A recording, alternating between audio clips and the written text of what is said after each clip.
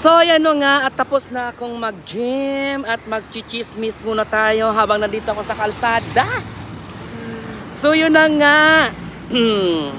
Tapos na ang The Voice Kids sa GMA. At nanalo nga itong si Nieven. Ang galing kasi napanood ko talaga live via YouTube. Ay, ano ba yan? Hindi ako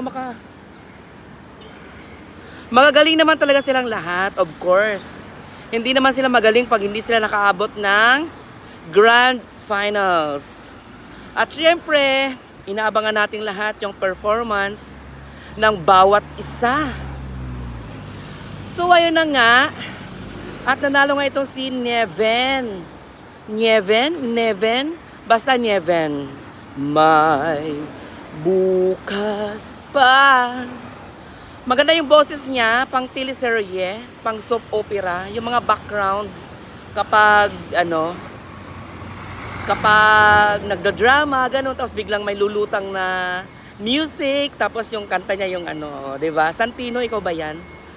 And then nanalo nga siya. Alam naman nating lahat na by votes. By votes. 'Di ba? So ibig sabihin, madami ang nag-votes kay Nieven for the performance yung last night na yun. Hindi ko alam kung counted pa ba yung performance na yun or what. Yung iba kasi last na sila nag-vote. So siguro binoto nila si Nieven kasi from the start talaga ang ganda. Ang galing, as in very clear. Very nakakatayo ng balahibo. Grabe. In-apply niya talaga yung mga turo ni... Ay, wait, nahuhulog. Niyang kanyang coach na si Pablo. At doon naman sa performance, of course, nang lagi kong binablog dati, si Bron. Liparin mo ang hanggan na ng langit. Ang ganda. Ang ganda ng kanyang pag-cover ng kanta na yon. Pero may mga notes, something wrong, lalo na yung sa dulo. Pero ang galing.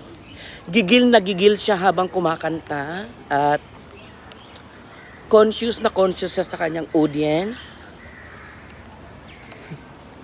Pero ang galing talaga. May chismis akong nakalap. Kasi nga by boto-boto, 'di ba? So ang dami namang supporter ni Bron. Kasi siya yung pinakasikat. Kasi ayon sa GMA, galing daw siya sa pagbibidyo okay sa mga mall. Doon siya sumikat. Wrong! Nag-umpisa sa TikTok.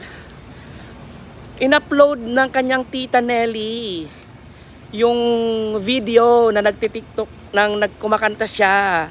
And then, ito namang mga vlogger, mga content creator like me, in-upload din sa Facebook with matching drama-drama, ganon.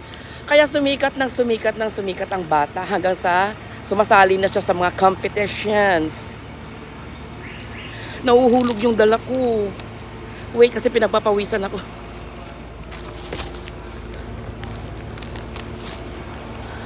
So sa dami ng supporter ni Bron, bakit hindi siya nanalo sa sa boto-boto? Voting naman yun. Online. Bakit? May chismis akong nasagap. Ano ba yan? Ang aga-aga, napaka-chismos ako. Naalala nyo nung nag-live ako at sabi nila, binas ko daw si Bron. Nag-real talk lang naman ako doon, di ba? Ang sama-sama ng ugali ko. Kasi nag-real talk ako doon, sabi nila binas ko daw si Bron. So totoo nga, may nakapagpatunay na. May mga supporters na rin siyang nag-back out. Chismis. May mga supporters na rin siyang nag-back out from supporting him. Lalong-lalo na dito sa The Voice Kids. Kasi sa dami ng supporters, sa dami ng ni Bron, sa mga pages niya, ang dami niyang page. Ang dami niyang Facebook account na ganito. Ang dami-dami niya, umabot ng 300,000. Mga, asan na yun? Asan na sila? Oh my goodness. 'Di ba? Unti-unti ba silang nawala? Unti-unti silang umatras? Bakit ganun? Sa bawat video niya, ang dami-dami, ang galing-galing mo, ang ganun-ganun. Pero bakit nung contest na, konti na lang yung bumoto sa kanya? Hindi ko alam. Ang masasabi ko lang, magaling ang bata. Malayo ang mararating niya. Kasi nakarating na nga siya sa TV. Nakarating siya sa mga sulok ng mga sulok ng Pilipinas. Nakaabot na siya ng Mindanao sa pag-perform. So malayo talagang mararating niya. Ang masasabi ko lang sa mga taong nakapaligid sa kanya, huwag naman tayong masyadong papasikat pa lang yung bata. Huwag naman tayong masyadong greedy. Charot. Diba? Yan ang masasabi ko. Ang bigat ng bit-bit ko. Bumili ako ng water from Pasig River. Charot. So yun na nga ang aga-aga nating nagchismis. Wow, ang dami niyang milk. Ikaw na talaga ang milky. Milky from the milky. O sige na nga. Bye-bye na po. Tapos na tayo nagchismis. Madilim na. Bye.